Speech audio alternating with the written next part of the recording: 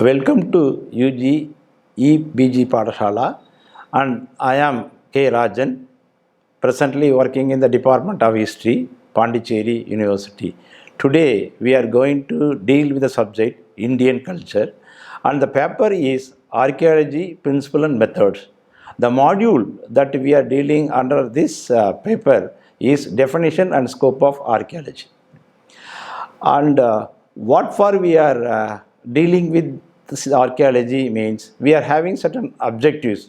The main objective is to the reconstruction of the past. Under these objectives, the first objective is to understand the role of archaeology in the reconstruction of the past. And the second one is to evaluate various methods involved in the reconstruction of the past. And third one is to learn about the interpretive methods followed in archaeological investigations, to know about the various methods used in collecting the cultural remains. And the total aim of the archaeology is to reconstruct the past. And how we are going to reconstruct past and what for we are reconstructing the past is to know about the human behavioral and cognitive systems in a given socio-political cultural context, and to understand the various methods, particularly the exploration and excavation techniques in archaeology, and to know about the various dating system involved in fixing the chronology of the tangible and intangible evidences. And if you in the part of introduction we say that what do you mean by archaeology? The main focus of archaeology is the study of human past, as I told you earlier, that deepens our understanding of the world in a more meaningful and resourceful manner. And second one is the study of human past means how we can study the human past. How to reconstruct the past means the study of human behavioral and cognitive systems that are involved in the evolvement of the cultural system within a given socio-political cultural context. And how to redo this history and how we move about this history means we require the collection of primary sources and secondary sources, and the collection involved interpretation also. With regard to the collection, we are having two methods we are following. Normally the archaeologists interpret the cultural remains in two ways. One is that archaeological method and another one is the archaeological theory. What do you mean by method? The archaeological method means the way we collect the archaeological remains, in the sense the way we collect the material remains in the field. And second one is how we interpret that particular material in the social context or cultural context that falls under the category of archaeological theory. So in a real sense, if you say that one, archaeological method is focusing on the way we collect the material, and the archaeological theory is dealing the way we interpret that particular material. So the way we collect the material and the way we interpret the material, the methodology changes. As I told you that in archaeological method, the focus is on the collection of data. In archaeological theory, the focus is on the interpretation or giving a better explanation on the collected material. So the collection of the data or the interpretation of the data depends upon one is having a deep knowledge in a particular area of studies. For instance, we are having copper plates, we are having inscriptions, we are having excavation methods, we are having exploration methods. So each one is having its own way of collecting the data. And everyone depends upon this knowledge, accumulated knowledge or acquired knowledge within him, he will interpret that particular data in a different manner. So then overall, then what do you mean by archaeology? Then what is the difference between history and archaeology? Why there are two subjects in India? We are having one archaeology and one is history. The history normally deals with the written documents, and whereas the archaeology goes beyond written documents and also he locates the written documents that are available in different parts of this country. So in total, the archaeology means the study of human behavioral and cognitive system to understand the cultural changes or processes that happened in the past through material remains. What do you mean by cultural process? Means that how this human evolved through the years, that we are going to deal on that particular aspect. And the term archaeology naturally derived from the Greek word archeos, means ancient, and logos means discussion or reason or science. So thus archaeology is a science involving the study of human past through the material remains. But whereas the history is also involved in studying the past, but it is depends upon the totally depends upon the written documents. In short, this archaeology is a study of human behavioral system in the sense. What are the goals? Why you want to do archaeology, or why you want to collect the material remains, and what for you want to reconstruct the past? So we are exploring the past. What do you mean by exploring the past? Means we are going to the field and collecting the data, or through the data, whatever the unknown past is being exposed in front of the society. And not only exposing that past or that historical or archaeological material, then we have to engage with that material, why this material is available in a particular area. So they are literally speaking, it is engaging the past. And after that, the man who involved in the reconstruct the past not should merely go as a routine job, and he has to himself experience the past so that he can evolve or he can interpret the past in a better manner. So explaining the past is another category. How you explain, how you interpret the data is more important in the historical studies or archaeological interpretations. Through that, your already known history is being enhanced, or the quality of the history is being upgraded. So that way we are enhancing the past. And by enhancing the past, actually the dark area or the unknown area is being brought to the light. So actually we are enlightening the past. So that way, through the process, we are completing the past experience, or engaging the experience, or engaging the past, or enhancing the past, or enlightening the past. So for when you go for the field work, you will never get the material intact.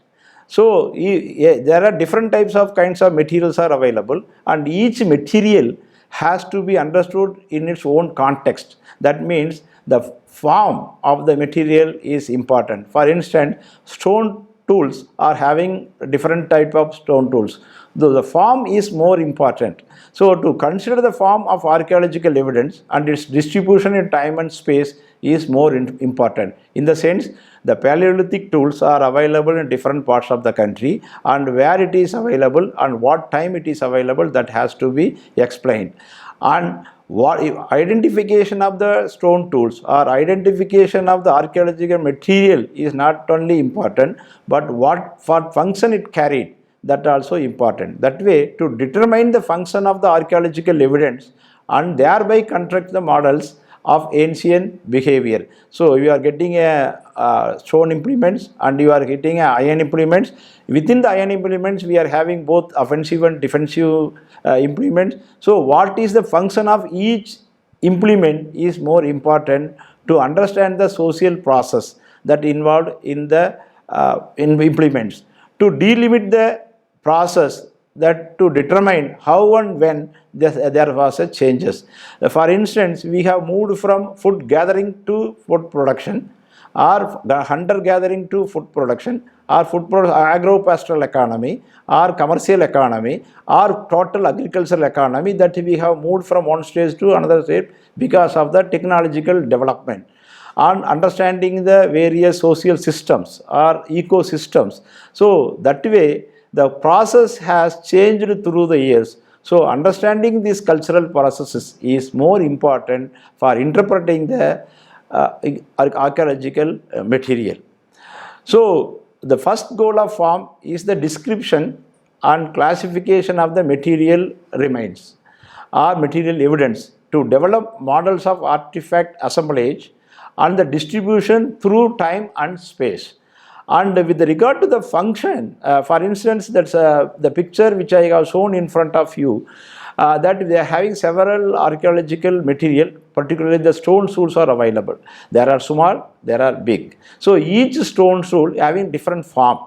And each stone tool is not used for same purpose. One is for cleaning the material, one is for hunting purpose, one is for removal of the flesh from the main body. So that way each tool is having its own form and own function. So, but when you are taking the total tools that are available in that particular cultural context, it clearly shows that they are having a cultural process in the means that they are hunter-gatherers, not of agro-pastoralists. So the same way the function, as I told you, the function, not only the tools with we can see the functions, there are several tools are available in the archaeological context. And that the available of the tools in a particular context also so important. Some tools are available within a house, some tools are available within a temple, or some tools are available. So each tool is having its own value, what we call it social values. For instance, a banana that is available in the market or the banana available inside the temple is totally different. One is having marketing value, one is having a ritual value.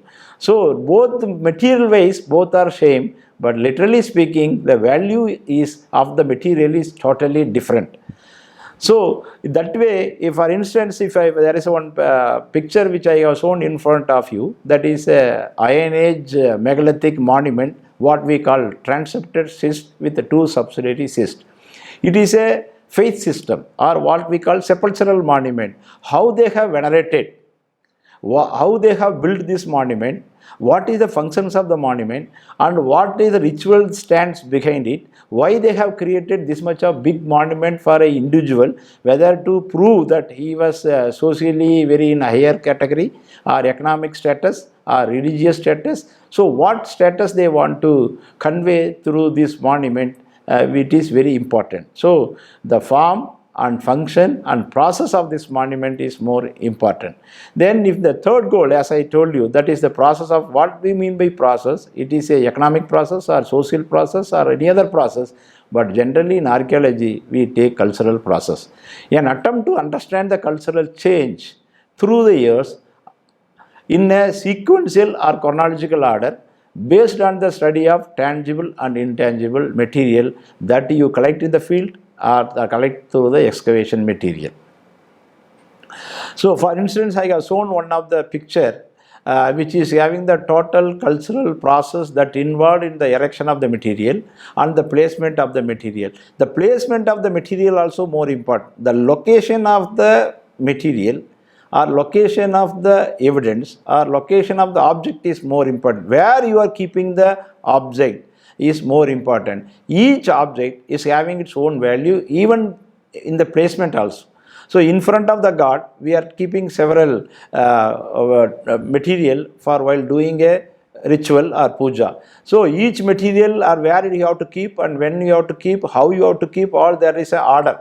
So in the same way in this excavation they have kept urn burial and then they kept big pots and four-legged jars. And in this grave, they have kept on the western side the complete what is eating material, paddy they have kept, and also semi-precious stones they have kept as a grave good. So the location of the material is also important that we have to take into account. So it is for understanding the cultural process.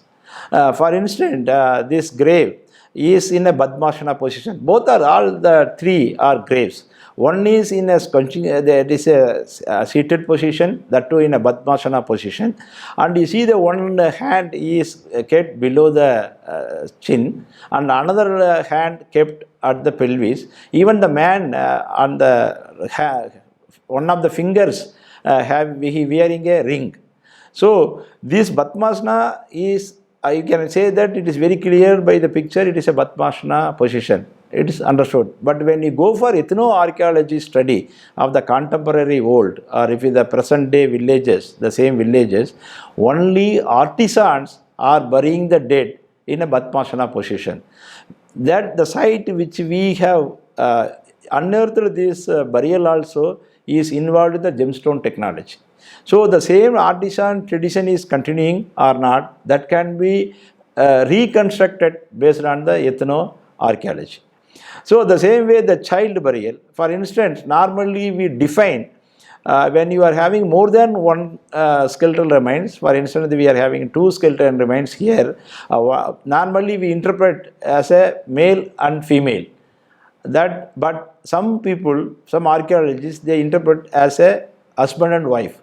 That should be wrong interpretation in the point of archaeology, because unless otherwise you know the DNA test, the science has to be taken into account, and also from where they have come, why they have buried together, whether it may be a brother and sister or it may be a husband and wife. So that depends upon your scientific analysis. So the interpretation, what is you conceived already, that should not be put into archaeology. So your conception is that whenever you are getting a male and female skeletal remains, you assume that they are husband and wife, but that may not be. So we must be very careful. Without in unbiased way, we have to interpret any archaeological material. Simply you have to say it is a male and female. And what do you mean by the role of science in archaeology? That is more important. And whether there are debate is going on, whether archaeology itself is a science subject or it is a social science subject. And some people say that no, it is not a science. No, some people say it is a science. So why the contribution of science to archaeology is one part, and contribution of archaeology to science is another part. So the two is involved in this process. Archaeology as a science, if you see that, scholars, as I already told you, they argue that application of science and scientific methods in a particular discipline, in the case of archaeology, doesn't mean or would not mean that subject as a science.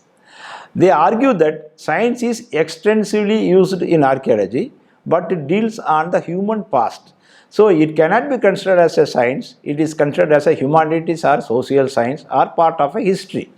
But Renfro, Colin Renfro, the famous archaeologist, and argues that like scientists, archaeologists also collect data, conduct experiment, formulate a hypothesis, test the hypothesis, and summarize the result. So what the scientists are following, the same methodology archaeologists are also following. Therefore, archaeology also should be considered as a science.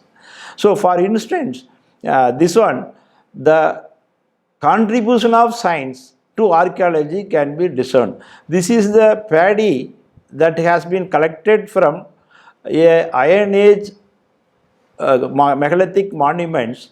In the sense we have 2500 years old this paddy remains, but we don't know what is the date of this paddy cultivation and whether it is a single plantation cultivation or wild paddy or it has been replantation has taken place. So this we have taken into the help of the science. The science, it is clearly told that this is a paddy, is a cultivated paddy, and it is that physics man has given the date to this paddy as 490 BCE. And further scientists, paleobotanists, they say that this has been Indica satvia. So this is Orisa satvia indica is the name of the botanical name given to this paddy. So these type of data, if you want to know, science help is required for interpreting the archaeological material. And for instance, if you take this one, is a etched cornelian beads.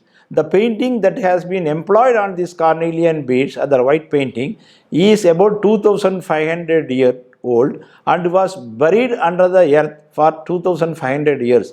Until date, this painting is intact. What type of, it is an organic pigment or inorganic pigment, we are not knowing. So even that after analysis from the scientists also, we could not able to understand how this paint has survived for more than 2500 years. This is beyond interpretation, we required science help to understand the pigment that has applied on this carnelian beads. And archaeology and science. So what is the contribution of archaeology to the science? For instance, we have having a two type of furnace. The left side furnace is an furnace that has been raised above the ground. That is what we call iron furnace. That means iron is extracted directly from the iron ore. So for which we require about 700 to 800 degrees centigrade. And see the bloom that are available on the left side, the below one. And the right side is the one is a crucible furnace, very important one. In the sense mean the iron has been converted into steel. So the earliest steel so far available in the world comes from South India. So that way, this is one of the important technological advancement they made particularly in India about 2500 years before.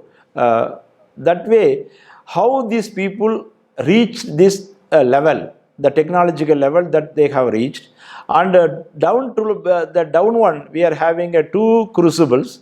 And what we are telling that iron pieces will be put inside and it will rise to the temperature of 1200 to 1300 degrees centigrade, and the iron will be converted into steel by adding a carbon or detecting the carbon, what popularly called carburization method or decarbonization method.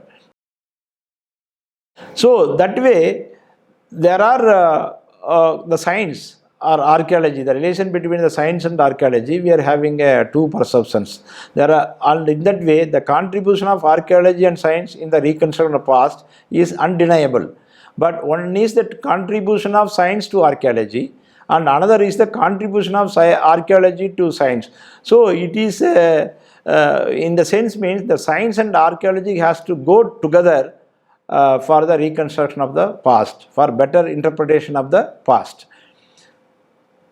So what are the contribution of science to archaeology? What are the subjects involved? So for instance, physics is totally giving a chronology to our archaeological material in the form of archaeomagnetism, in the form of AMS dating, and also thermoluminescence dating. And these dating systems are the contribution of physics. The chemist or the chemistry in the preservation and conservation of the archaeological monuments and antiquities or any other archaeological material, both organic and inorganic material, the chemistry plays a greater role in the conservation, preservation of the archaeological material. Then in the same way, to identify a rock, to identify a mineral, for instance, I have shown you some of the carnelian beads. There are quartz beads, lapis lazuli, and we are having agate, and we are having black cat eye, we are having beryl, we are having aquamarina. There are several such objects, semi-precious stones we are collecting from the archaeological context. So from where we collected this material is one important. But the same way, some of the material has come from far away distance. For instance, carnelian has come from all the way from Maharashtra up to the South India. For instance, lapis lazuli has comes from Afghanistan. Black cat eye comes from Sri Lanka. Even coral comes from Southeast Asian countries. So that way, to understand the trade contact or the cultural contact between the different zones, the geology helps to identify the material and also the location of the material. In the case of biology, nowadays is biology contribution is enormous. In the same, now DNA test is being used in archaeological context. As I shown you some of the graves, whether it is a male or female, or whether it is a husband or wife, or brother and or sister, the DNA analysis will help you to identify the different cultural groups or social groups. So that way, whether the migration pattern, paleodemography, or who are the people who are continuously occupying a particular zone, cultural zones, can be analyzed with the help of DNA test. And the same way, the botany helps to identify the paleo environment. In the sense means when you collect pollen analysis or phytoliths from our archaeological excavation and in a stratigraphical context, we can identify what type of agricultural pattern was there, or dietary pattern, what they consume every day, what type of monsoon was there, whether dry crops or wet crops, all could be identified based on the phytoliths or based on the pollen analysis. So that way botany helps a lot in understanding the paleo environment. Besides collecting all this archaeological material, what is your duty? Whether you want to represent our human past in a better manner, or you have to interpret in your own way. So the duty of the archaeologist is to not merely collecting the material, he has to go to the field to discover the material, and after discovering the material, he has to document that material in a proper manner, and after documenting the material, what type of material it is, he has to decode. For instance, if you are getting a seal and you have to decode that seal or whatever the script available in the seal, and you have to describe that material that found in the field, and you have to discuss with the various scholars, linguistic, geologists, geologists, or any other sister discipline like anthropology, sociology, to get a better information from that material evidence. Then after that, you have to determine. Finally, you have to determine based on the information you have collected from different scholars. Then you have to determine what the material is. Then after that only you have to disseminate to the larger society. And after that you have to declare the result. These are my findings. But unless otherwise you decode or describe or discuss or determine, you should not disseminate the data, you declare the result unless you completely identify the material. So that way, you have to carry the material or the information to the society without any prejudice or any personal benefit. So we should reconstruct the history or the past to unite the people, and should not manufacture a history to divide the people. Therefore, the past also has two types of history nowadays we are having, namely created history, not only by the present historians or archaeologists, even the ancient rulers or ancient poets or ancient chronologists, they also themselves created certain history to suit the needs of the contemporary society. And also we should not manufacture the history, but the present society must expose the true history for the benefit of all. So the main goal of every archaeologist, or the duty of the archaeologist, to bring a true history to the society. So that way the role of archaeology is very broad and more important. All the societies have interest in the past, or every individual is interested in knowing the past to understand the present, sometimes also to move forward in the future. All the members of the society are the stakeholders. Don't believe that only archaeologists or historians are the stakeholders of the past.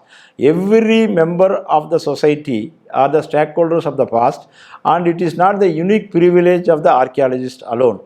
So archaeologists must have the moral responsibility of preserving the past cultural values that abundant in the past cultural system and in the present cultural system also, and so as to take forward of the future for better coexistence of mutual complex or big complex societies.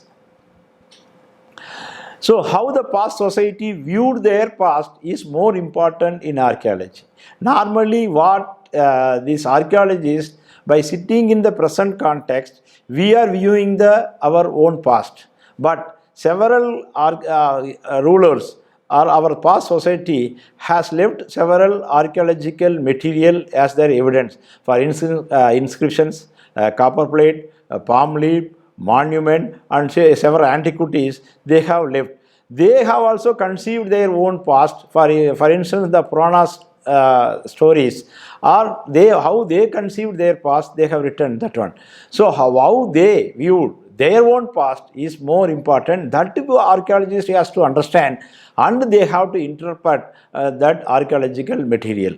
Secondly, majority of the written documents such as literature or inscription, copper plates, monuments, and oral traditions, what we popularly call oral history, were created, are composed and engraved with an intention to record their past, to meet the aspiration of the present, and to guide the future also.